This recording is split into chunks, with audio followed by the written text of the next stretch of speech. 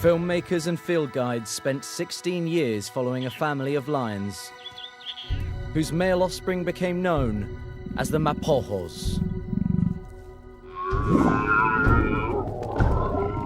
They witnessed extraordinary behavior as the Mapogos embarked on a devastating quest for territory.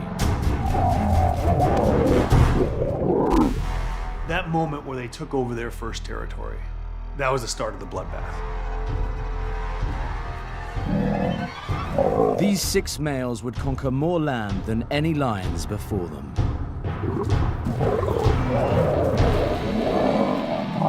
They were savage in their approach,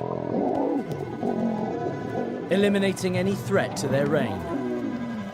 We estimated that they killed more than 100 other lions in 1 year. The Mapogos were unprecedented in their aggression and violence.